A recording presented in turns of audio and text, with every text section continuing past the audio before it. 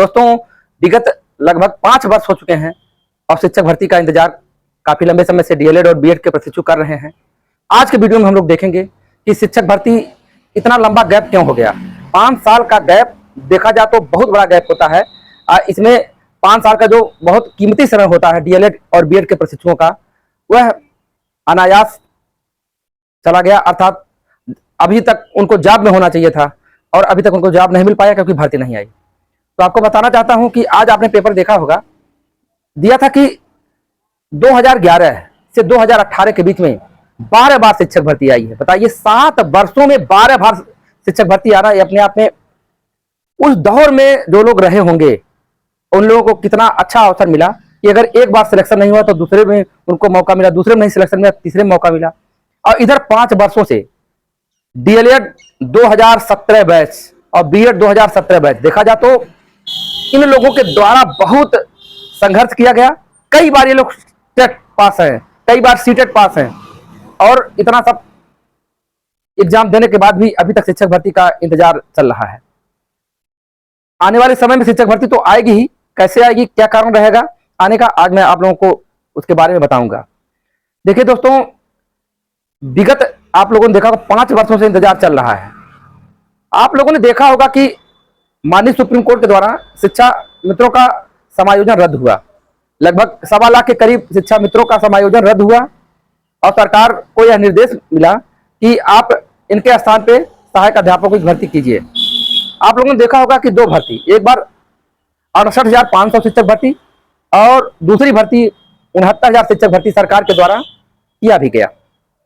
68,500 में तो पूरा सीट फुल नहीं हो पाई थी, उसमें सीट 20-22 हजार करीब बच गई थी, लेकिन 69,000 देखा जाए तो सीट लगभग पूरी हो गई थी। तो आप लोगों ने देखा होगा कि इतनी शिक्षक भर्तियां, ये 2 सरकार बार बार ही कहती है कि हमने 1.25 लाख शिक्षकों की भर्ती किया। तो सरकार ने तो सहायक अध्यापकों की भर्ती किया, लेकिन उस बीच आपने देखा होगा कि शिक्षा मित्र को भी सरकार ने बेसिक शिक्षा परिषद का अंग ही बना के रखा, अर्थात उनको भी मौका दिया। उनका 3500 से बांध 10,000 कर दिया। तो वो लोग भी बेसिक शिक्षा परिषद के प्राइमरी विद्यालयों में काम कर रहे हैं। और जब भी डाटा प्रस्तुत होता है विधानसभा में माननीय शिक्षा मंत्री के द्वारा, आज आप लोगों ने देखा होगा, तो उसमें कहा जाता है कि शिक्षक छात्र अनुपात बराबर है, जिस कारण हम भर्ती नहीं ला रहे हैं। देखिए, यही बार बार उनके द्वारा डाटा, पुरानी रिपोर्ट को नहीं मान रहे हैं।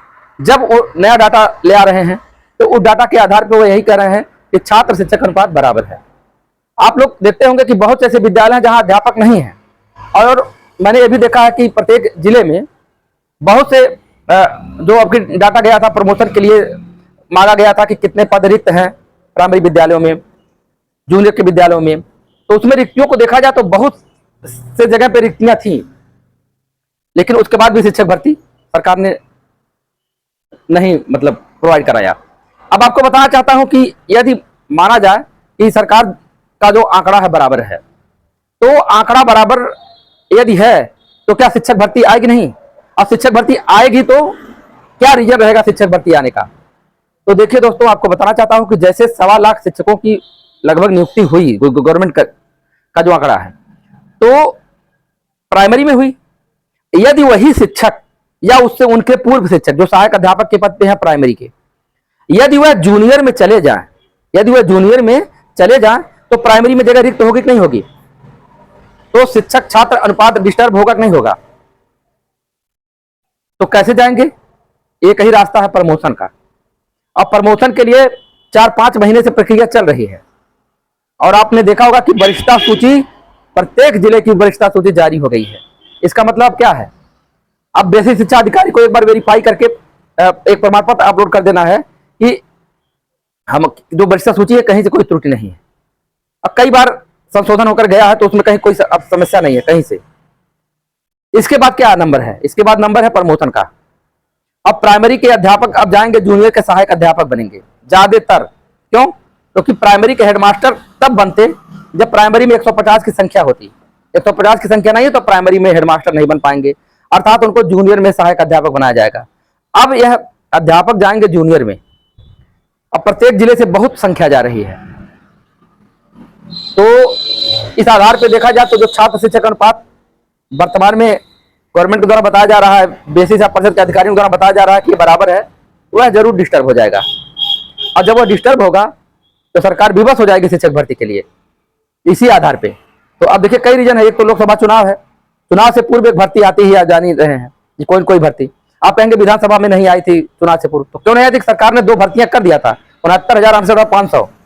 उनको कहने के लिए था कि मैंने भर्ती उस कार्यकाल में किया। समझ रहे हैं? तो अब चूंकि लंबा गैप हो गया 5 साल का, तो सरकार को भी अपनी उपलब्धियां गिनाना होगा। प्रदेश में भाजपा की सरकार है, केंद्र में भाजपा की सरकार बनाने के लिए यहाँ के जो सीएम है वो प्रयास करेंगे ही। तो जरूर शिक्षक भर्ती देखने को मिलेगी और प्रमोशन भी हो जा रहा है। तो एक बल और मिल जा रहा है कि प्राइमरी के अध्यापक जूनियर में जाएंगे तो बहुत ज्यादा संख्या डिस्टर्ब हो जाएगी।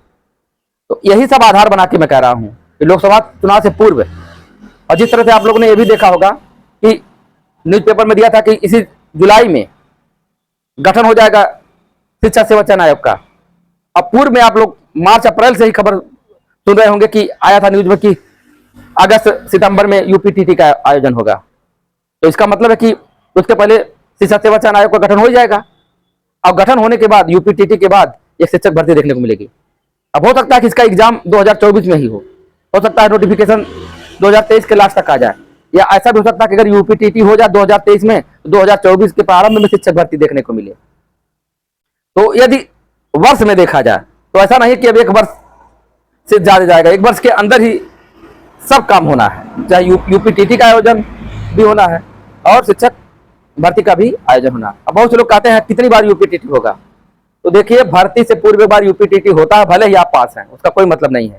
सरकार चाहती है कि कोई भी ऐसा स्टूडेंट न हो कि जो छूटा हो यूपीटीटी से। मान लीजिए आप पास हैं, बहुत से लोग नहीं पास हैं, उनको नहीं मिलेगा अवसर, भले ही आप एक बैच के हो, तो उनको तो यूपीटीटी होगा तभी ना वो पास हो पाएंगे। तो मान लीजिए आपने तैयारी की, आप क्वालिफाई हो गए, लेकिन जो बचे हुए हैं उनके लिए यूपीटीटी होगा तभी तो वो पास होंगे। तो सरकार तो जब कोई अवसर देगी तो उसमें तो सबको समाहित करना चाहेगी, तभी तो उनका लाभ है, बेनिफिट। अब प्रतिस्पर्धा तो आप लोगों के बीच में रहेगी कि अब जितनी संख्या रहेगी उतनी कड़ी प्रतिस्पर्धा होगी। तो सरकार को तो प्रतिस्पर्धा मतलब नहीं है, सरकार को तो भाई विज्ञापन लाना है और सबको उसमें आप खुश करना है, भाई जनता को खुश करना है। बाकी प्रतिस्पर्धा तो प्रशिक्षुओं के बीच में रहेगी ही। और उनका कहना भी है कि प्रतिस्पर्धा रहेगी तो हमको जो शिक्षक मिलेंगे वो बहुत ही अच्छे शिक्षक मिलेंगे। तो सरकार क्वालिटी पर ध्यान दे रही है, चाहे बेसिक के स्कूलों में पढ़ाई को लेकर के हो, चाहे शिक्षकों की गुणवत्ता को लेकर के हो। तो यही सब मैटर है, यही सब सकारात्मकता समझ में आ रही है। बाकी आप लोग भी कमेंट करके बताइएगा कि आप लोग क्या सोच रहे हैं, जरूर कमेंट बॉक्स में बताइएगा। तो इस तरह का अगर वीडियो आप चाहते हैं कैसे आपको वीडियो में देता रहूं, तो आप लोगों से गुजारिश है कमेंट करिएगा।